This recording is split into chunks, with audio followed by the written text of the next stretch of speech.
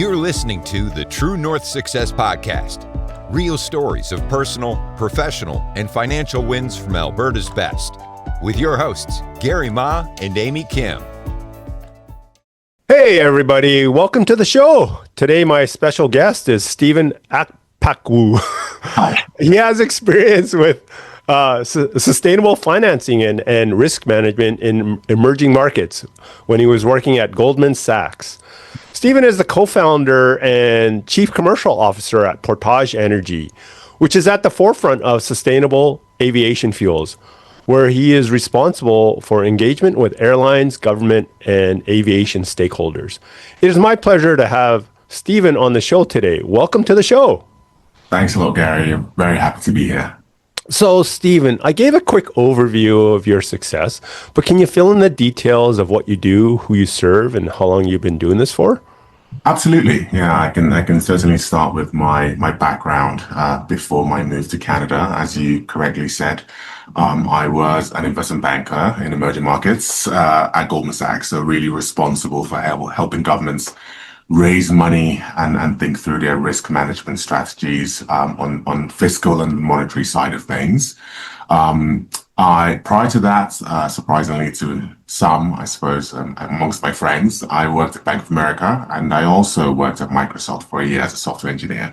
And so my career has been somewhat varied. And it wasn't until I was convinced by some really good friends to move over to Canada and start this new venture that I first considered actually, being a business owner myself. And the fact that what we're trying to do here combines the commercial attributes that I think are important in business with the fact that we're also doing good. We have a real environmental and sustainability credentials behind us. That made the argument even more compelling. And so, as you said, I'm currently the chief commercial officer at Portage Energy. Right here, we're based out of Calgary. We are a municipal waste to sustainable aviation fuel producer. So we take landfill waste and convert it into something that's traditionally considered a very low value or of no value. I think most people here consider, as they call it, garbage, to be of very little to no value. And we convert that into something of much higher value, which I think is, really incredible. Yeah. So tell me a little bit more about the sustainable aviation fuel. Like what is that and that? Okay. Yeah, absolutely. I mean, if you think about aviation as an industry, you think compared to your automotive industries, etc., it's one that we say is very difficult to abate. So with a car, you can switch to electric batteries, and your Teslas are testament to that. So you can charge your car at home, and it'll take you from A to B. And when you're running low, you stop by a charging station and get like a top up there. With aviation, because of the sheer size of the engines and the fact that this planes require enormous amounts of power, having an electrically operated car is a lot more of a challenging prospect. You just can't have that. Technology doesn't exist at the moment. And, the highest energy, the highest density energy source right now still is a liquid fuel. And so thinking through what a fuel is, it is a hydrocarbon. What does that mean? It's made up of hydrogen and carbon. Historically, what we've done is access crude oil, which is trapped underneath, below ground, and refine it. So when you get your crude oil, these are hydrocarbons that have been formed over millions of years, and we extract it and refine it, and you have a fuel, which is then put into your plane, and that gets you from A to B. We see a different way, and I think we're not the only ones doing this in the industry, but we certainly are. In the Canadian context at the forefront of this, but we see an abundance of carbon that already exists above ground, right? And when you think about your banana peel, or you throw a piece of paper in the waste paper basket, you are taking what is a carbon resource and you are throwing it away. And what happens traditionally is, that's wastes get aggregated and taken to a landfill, where it is usually buried. In some cases, it is incinerated, so it's burnt generate electricity, but for the most part, it is taken and buried. And what happens when you bury waste? Decomposition begins. And in that decomposition process, you actually have a release of methane and carbon dioxide into the air. And so the question that we actually asked ourselves was, when there is such a plentiful abundance of, carbon resource being effectively thrown away, do we still need to take, carbon that's effectively trapped underground and is currently being released above ground? Or can we take that carbon and actually create a fuel? The reason it's considered sustainable is in the old world, as I like to call it now, the jet fuel created from crude oil is taking trapped carbon and releasing it above ground. Mm-hmm. And in the new world, we are taking carbon that already exists above ground, right? Mm-hmm. And we convert it and you create a fuel that's chemically identical to mm-hmm. fossil-based jet fuel. And it's still released above ground, but the net carbon content above ground remains the same.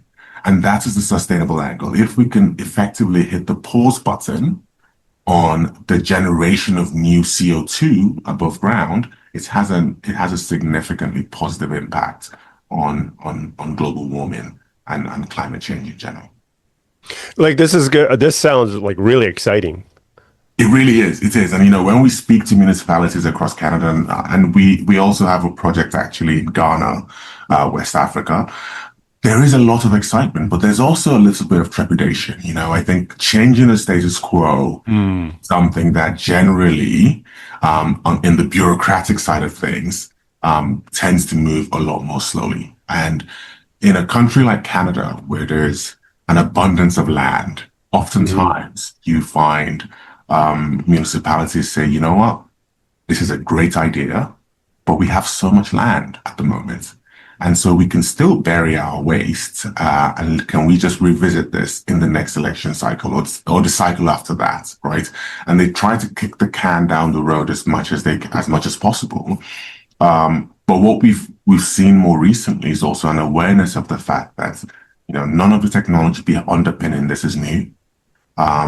In fact, when you think about waste management practices in Europe compared to North America, Europe is, I would say, at least a generation ahead in terms of what the utility of waste. I think what we are trying to shift here in Canada is a mindset. We're trying to affect a mindset change around what is waste. The reality is, when you throw your banana peel in the bin, that could power your next flight.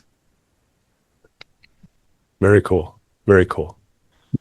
Yeah, really? I mean, it sounds like amazing technology, like really on the forefront. It is, and it is amazing because it's at the forefront of what's possible. But at the same time, the underlying technology is not new.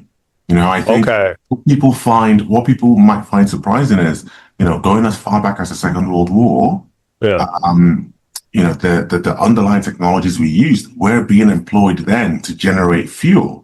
Now, back then, there would be, it was much more expensive back then than it is today. But even today, it is still more expensive to create a sustainable molecule of jet fuel than it is to create a conventional fossil-based molecule of jet fuel. That price will go down, but without a sort of more intentional pivots towards sort of more clean fuels. And this doesn't have to be in isolation, right? I think oftentimes people think it's a zero-sum game. People often assume we must either go 100% sustainable fuels and fossil is completely dead. Actually, it's not a view I share. I think there is still a role for fossil-based fuel, especially in parts of the world where affordability of energy is a problem. And I think for the most part, there will be a side-by-side development of sustainable fuels alongside the more conventional traditional industries. But there will come a point in the future where, just as we no longer get from A to B by horse, I mean, certainly not unless you're doing it for pleasure. There will come a time in the future where I think the energy generation and the energy consumption landscape will be materially different to what it is today. Right, right. I mean, with this new technology and that, or reapplication of this technology, what kind of sets you apart from the competition? What kind of comes easy to you that others would find challenging? So there are a number of factors. I'd say first of all, with any new enterprise, it's very important to have the right team. And in our specific case, I'm quite proud of the team that we've put together. We have experts we have subject matter experts in various domains that are essential for bringing together a project like this, including, on the capital and financing side of things. We have obviously expertise on the projects, construction and development side of things. One of our team members built out, some of Canada's largest oil sand assets, and moving from the oil sands into sort of more sustainable energy production has been, a very exciting transition for him. We have, entrepreneurial depth within the team. So we have, a team member who's successfully started a number of enterprises in the past as well. And of course, we have sort of the more conventional commodity trading expertise, because we are dealing at the end of the day with a commodity, and we need to think about the markets as well as, the products. I think that's one element, the team, incredibly important.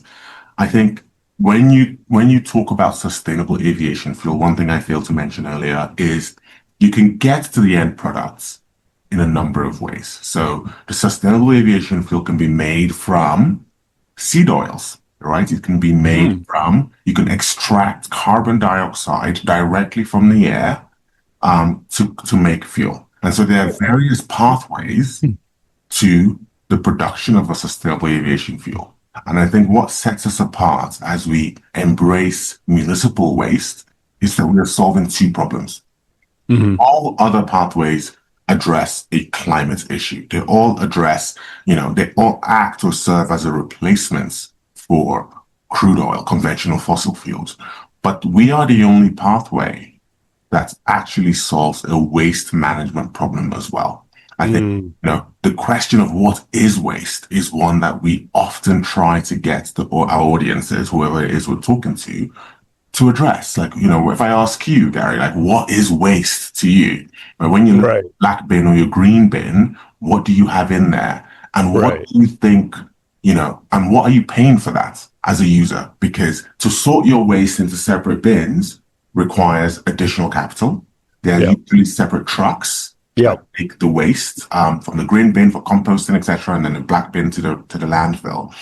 But the sorting at home is often poorly done, right? And so you get a lot of contamination, and it means that oftentimes at the landfill, all the waste gets aggregated anyway. And so we are taking away that problem. We are taking away the cost to the end user. We are taking away the cost to the city, because the management of a landfill is a costly enterprise.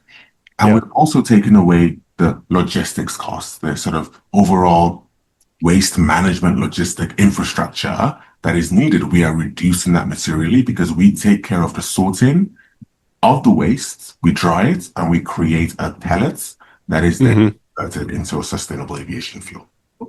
As you describe this more and more, I mean, this really is exciting. And not to sing off my own hymn sheet, but I do believe that this should be the future of fuel production. Possible, because really any city, if you think about the number of landfills that exist in Canada today, if you think about the number of landfills that exist globally today, these are carbon intensive resources. Why aren't we tapping into those? And not only can we use the flow, so the waste that makes its way to the landfill on a daily basis, we can also access the stock. So what's already in the landfill, what's already been buried, we can go back there, dig that up, and convert that into energy. I think the value there, and I'll ask you a really, this is not a trick question at all, Gary, but when you think of decomposition, what would you think of as one of the negative side effects if you lived close to a landfill? Well, probably like the methane gas, the smell. Exactly. The methane is a terrible output, but the smell is also, because with the methane, you don't see it. Right. Right? Yeah. You don't see it, and unless it's concentrated, you actually can't smell it. Oh, okay. So, but with the smell that you get from the landfill, that actually reduces property values anywhere close to a landfill. That reduces real estate value. And that makes it more difficult to get. There are knock-on effects. If you think about affordable housing, why would you locate affordable housing next to a landfill? Because the land there is cheap. Well, what happens if you live in a world where you no longer have any smell issues from a landfill? Mm-hmm. All of a sudden, you are no longer forced to place housing in places that are, let's say, quote unquote, cheaper because they're less desirable. You increase the stock of desirable land, and it makes it easier for people to access, affordable housing without having to pay a price in terms of like, okay, well, my neighborhood stinks. Yeah. I think that's an immense positive, and again, the positives do tend to stack up, especially when you think about, the fact that the incremental cost at this time is not really that much more than the existing cost of jet fuel. Well, exactly. Like, I mean, when you look at it, waste is always going to be there, some sort of waste. Right. So you got to deal with it somehow. Correct. Right. So, I mean, if you can deal with it by producing and handling it into a productive item, fantastic. That's what we're trying to do. Right. That's what we're trying to do. I mean, that's like fantastic. What kind of tips or suggestions would you give someone who wants to be more successful? That's a really good question, because, in my mind, the idea of success is not really as much of an end goal as it is a constant journey. I think it's, the process of iteration. I look back at who I was 10 years ago, right? Right. And 10 years ago, I considered myself quite successful. By the standard of by my looking at my peers, etc. They say comparison is the thief of joy. I really think, the definition of success is a little bit intrinsic. It has to come in. Of course, we have extrinsic or external validators of that success. But for anyone looking to get on that journey, I think there's a combination of, you need to bank on yourself. You need to believe what it is you're doing. Right. Oftentimes, people will embark upon an enterprise in a sort of half-hearted manner, thinking, I'm doing this to make money, or I'm doing this for, whatever reason, a number of reasons there. Yeah. You need to believe in whatever it is you sort of embark upon, because that's the only way you'll keep going when times are difficult. And it's not always easy. People often look and see the end result and, they're like, oh, wow, how you made it. But no, what they don't get to see is sort of the cyclical processes of the ups and the downs. Yeah. I think, you need to have that bank on yourself, believe in what it is you're doing. Right. I think it's important to be surrounded by good counsel. You need to have people around you just tell you what you want to hear. I think you find that every single time you make suggestions, everyone around you agrees you need to make a change of who you're sharing those ideas with, because it's always good to we call it red teaming at Portage, where when there's an idea, someone has to disagree. To disagree, and sometimes it's my responsibility, and sometimes I really like the idea, and so disagree with an idea that you just think inherently makes sense. But I think the process of having those discussions and that conversation will help you identify structural flaws in your argument. Right. So really having a team and then having different ideas come about can really help you grow. and the flexibility to talk about those ideas. So you should never Right. be afraid to share the ideas you have with your team, and Yeah. you should be willing to support you, even when they don't agree with your ideas. Because we've had Right. situations where, my team and I don't see eye to eye on particular topics, and we still have a way of sort of navigating that. Yeah. Yeah.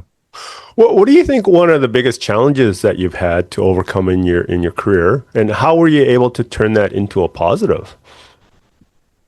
Oh, well, I mean, where do I begin? I think, So you've had lots of challenges? I think in any, coming from the world of finance, I think, that is a career path that's inherently filled with challenges, right? I've worked on some really interesting transactions. Not all transactions I've been a part of have been, transactions I've been particularly excited about. But to your question, I think oftentimes in the moments when you're faced with a challenge, it's easy to feel as though that is the biggest thing in the world. And to you, it's right. Right. I would say moving from sort of that world of finance into entrepreneurship Okay.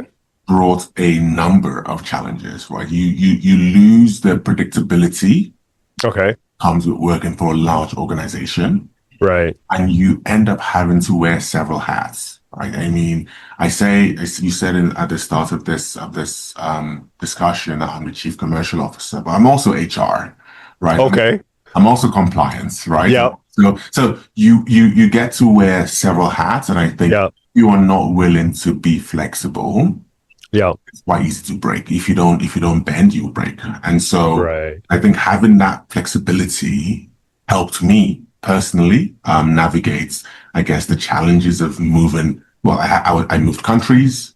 I mean, as you probably would imagine, working in finance and working as an entrepreneur come at two very different pay grades as well. Right. There was obviously there's a significant difference in cash compensation, and there was I also moved countries, so Right. I think those changes came all at once, in addition to a broadening of my responsibilities. And I think Right. it really did take a village. In my case, my friends, Yeah. and my family, of course, to help me sort of stay grounded through those moments of uncertainty. Yeah. Well, I mean, it sounds like you've had to grow Yes. a lot from from your financial background into being an entrepreneur, business owner. Absolutely. I think, and nothing really prepares you for this. When you are in the world of finance, it's very easy to see the world in a certain way. Right. It's a bubble, right? Yeah. So when you're in that bubble, you just assume that the rest of the world is similarly structured. Yeah. I think moving really and brought to light the reality brought to light the fact that was just not true. The world is chaotic, Right. and you need to find a semblance of order in that chaos. Otherwise, Yeah. you're swept away. Well, it sounds like things are going really well for you and your business. A lot of executives and professionals are making very good incomes when they're actively working, like in your previous position. The challenge is that when they're not working, there's no income coming in. So it's definitely a challenge if professionals want to keep their income levels high, especially looking towards the future, where they don't want to be working so hard at creating that income. So a lot of people are looking at different ways to create profits and income outside of work. They might be thinking about investing in stocks, bonds, crypto, or using a financial planner or something like that. What are your thoughts about that at ways of creating income outside of your active work? I think, I'll be very boring and start by saying, of course, none of this is, official financial advice. These are just Right. Yeah. opinions. But, I think your risk appetite, should be commensurate to Yeah. your return expectation. And so early in your career, when you are, quite young, your risk appetite should be a lot higher because you have a much longer runway to sort of make up or make yourself whole in a situation where some of your investments don't go to plan.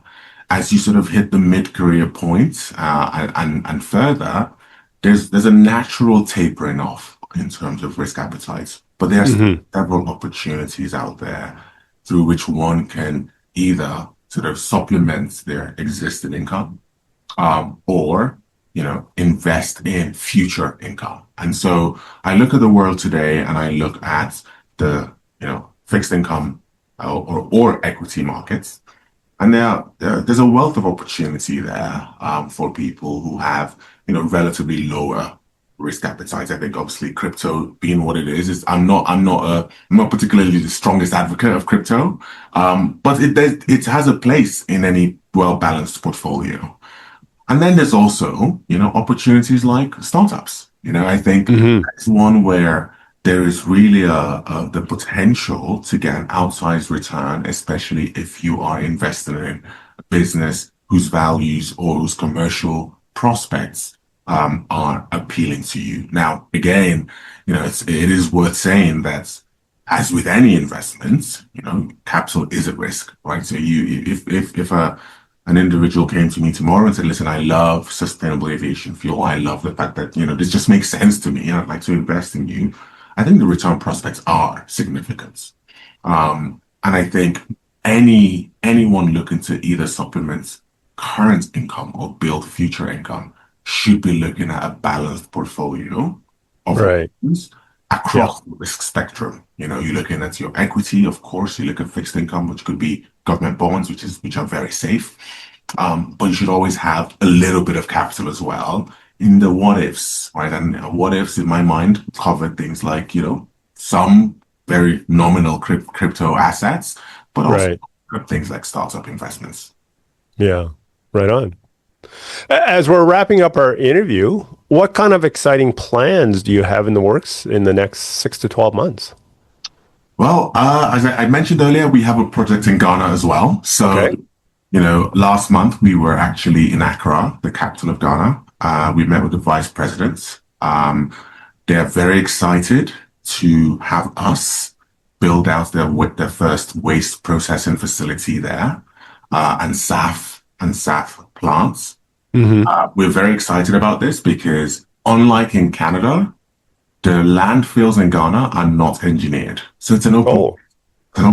You go over there and trucks come in, they dump the garbage just it's out in the open. And we went on a tour, landfill, and it was quite upsetting because you see children of school age walking around, picking plastic, etc., for recycling. And we asked them why they're at school, and he said, "Well, there's no money for that. So this is the livelihood."